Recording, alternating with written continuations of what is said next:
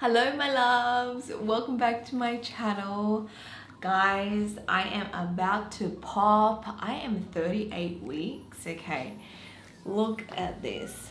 Look at this belly. And she can come at any day now, like anytime we can go into labor. Hopefully not whilst I'm filming this video though. So today I wanted to share with you the things I'm doing to prepare myself for birth and when the baby arrives. I'm feeling pretty amazing these days, and I've been doing a couple of things that I've learned either that I've read or through my doctor or my doula. So I thought it'd be like kind of cool to share it with you because I don't think it's like super common knowledge. I mean, I didn't know these things until I fell pregnant.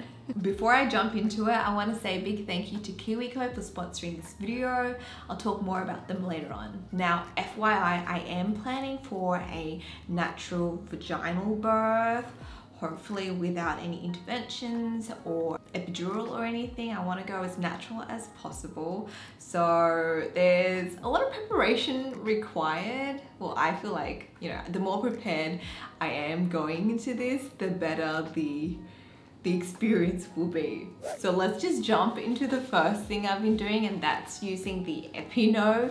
This might be a little bit TMI for some of you, but hey, you know, I'm all about sharing. And using the Epino, it's one of the devices I've been using to try to train my vagina and my perineum not to like tear, and like I've been trying to stretch that area out. I didn't know this thing existed until my doctor and my doula told me about it. So basically, Epino stands for episiotomy, no, so you don't want to be like cut.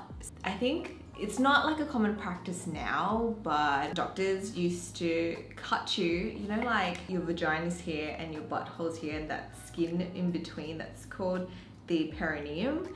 And doctors would cut that to sort of like control the tearing almost. Like, so instead of you tearing naturally, they do like a controlled cut so the baby can come out. So this thing, this little guy, is a device that you can insert into your vagina to stretch out the tissue and help you sort of like expand, and so that you don't need to either like get a episiotomy or hopefully you don't have to tear whilst you give birth. So how this thing works is you put it in like halfway, and then this is like a little pump, and it's got a little dial, and you like pump it up. So this is like a balloon thing, and it expands, and the goal is to get to 10 centimeters. But apparently I read that if you get to anything above like 8.5, you're pretty good, in the sense that you're not going to have any severe tearing, because when you're actually in labor, your body produces more relaxin hormones, and so that extra like couple centimeters your body is able to like stretch naturally. I've been doing this since 34 weeks. At 34 weeks is the earliest. So I started as soon as I could, and I do this every night. And after like doing this for a couple of weeks, I'm like at 9 centimeters now. So it is working for me. It's just not like a very comfortable thing at first, and it's really like awkward to use. Like Alfred had to help me the first few times because I felt like I couldn't reach, but now I've got the hang of it and I can just like do it myself. It's a little bit of like me time. And also when you're done after 10 minutes, you're meant to like just push the balloon out, and that gives you a sensation of what like the crowning, or like, you know, they call it the ring of fire. You kind of get that sensation of how to push, as well as like, yeah, the sensation of like your baby's head popping out.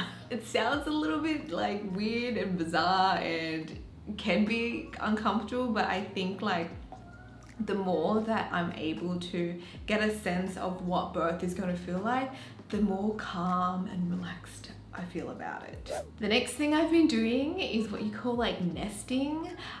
This is like a phase where a lot of mums go through towards the end of like their 3rd trimester, where they get this like surge of energy and just this desire to clean and then just kind of like nest to prepare for their baby.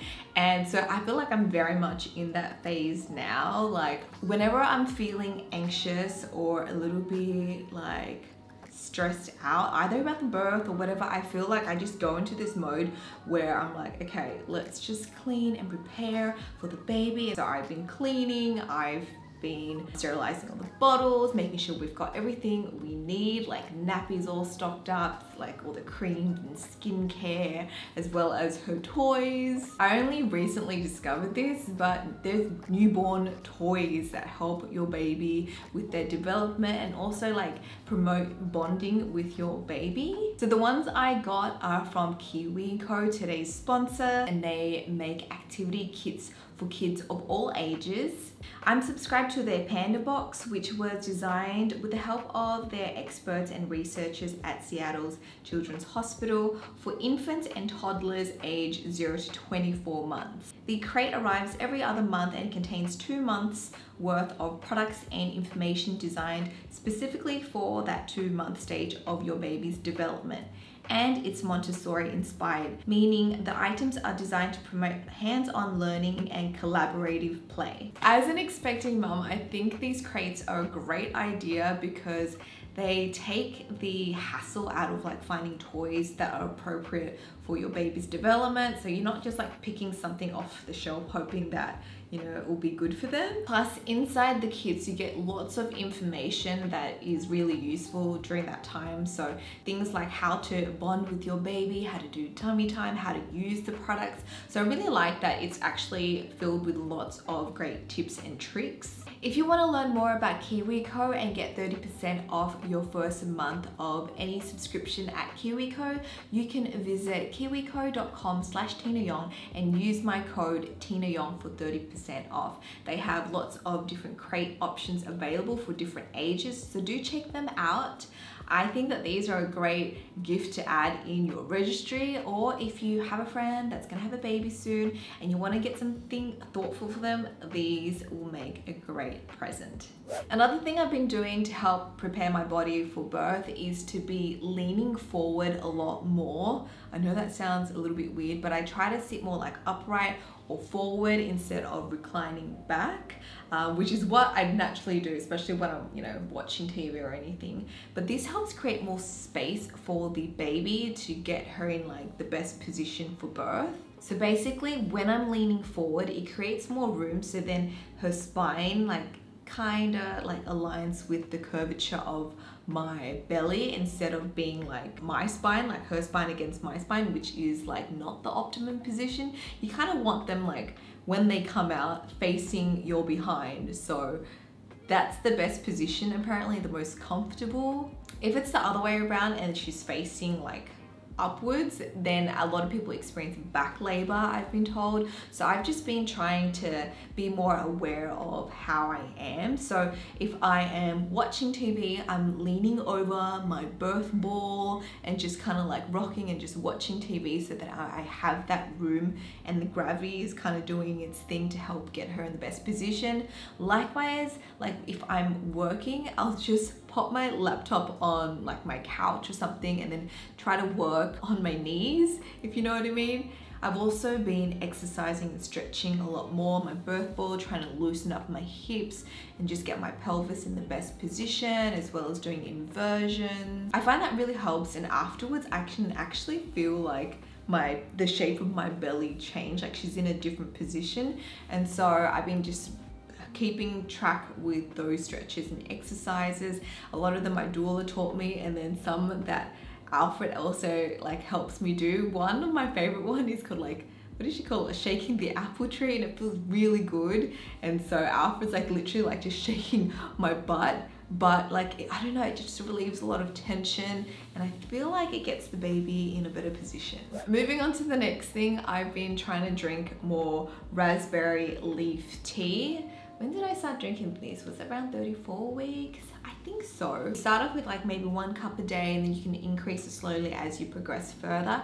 But it's supposed to help strengthen your uterine walls, and I've read that it can help like induce labor and shorten labor. And it's like a yummy tea. So, you know, I've been drinking that. I don't know if it's gonna work for me. We'll see, hopefully.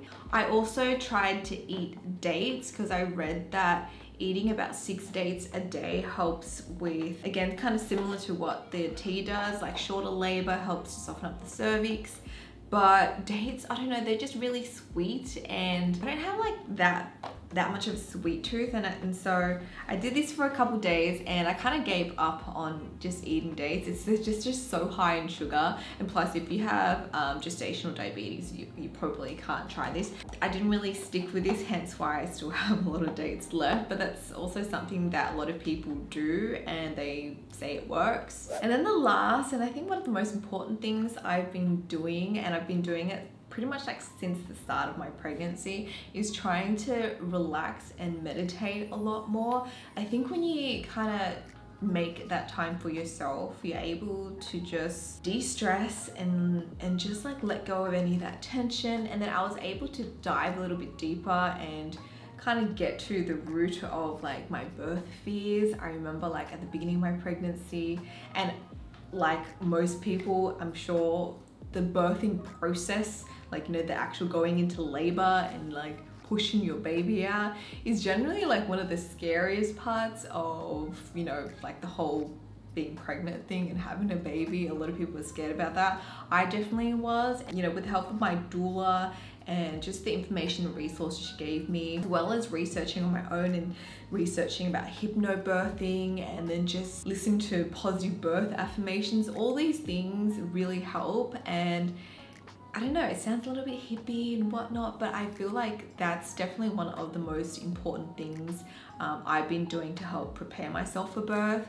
Because mentally, if I don't have that fear, I think on the day I can relax and be a lot more calm and have a better experience. And also I've been just reading and watching a lot more like positive birth stories or like videos, instead of like crazy ones that like make me more scared. I watch other ones where like it's a whole different experience. It's not what you see in the movies. Like your birth can actually be quite calm and relaxing and a beautiful moment.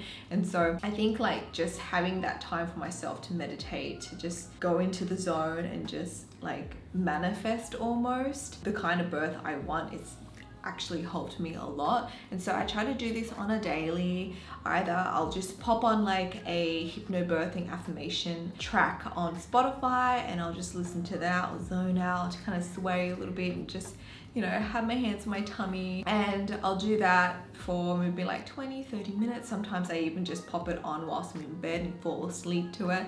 But I think the trick is to start early and to make it like a daily ritual for you to do, because then like, you know, like once you keep hearing the same things, you start to believe it, and you just like, now I feel excited for birth. I don't feel scared. I feel like I know my body is strong enough. I know my body's made to birth. I'm gonna be as relaxed as I can be and just leave it up to my body and my baby to do its thing on the day. So now I feel a lot more positive. I feel excited. I don't feel scared. And it's just thanks to like doing that from the very beginning. So that's definitely been helping me a lot. If you mamas out there have any additional tips for me to get through this last bit of my pregnancy, and or you know, like taking care of my baby when she comes, I'd highly appreciate that. As someone that's like right at the finish line, I feel like now I'm less scared about I'm not scared about the labor. It's more like, how am I going to take care of this human? So that's the next thing, the 4th trimester. If you have any tips for me, please leave them below. Anyways, that is it to this video. I hope you guys have found the information useful or have enjoyed just listening to my pregnancy journey and how I'm preparing for birth. Big thanks to KiwiCo for sponsoring this video. Don't forget to subscribe, especially if you're new here, and if you don't want to miss out on the birth vlog, make sure you hit that subscribe button and turn on notifications so you don't miss out on any future videos that I post. And yeah, that's it from me, Mama Tina. We'll speak to you guys next time. Bye my loves. Bye everyone. Bye all aunties and uncles.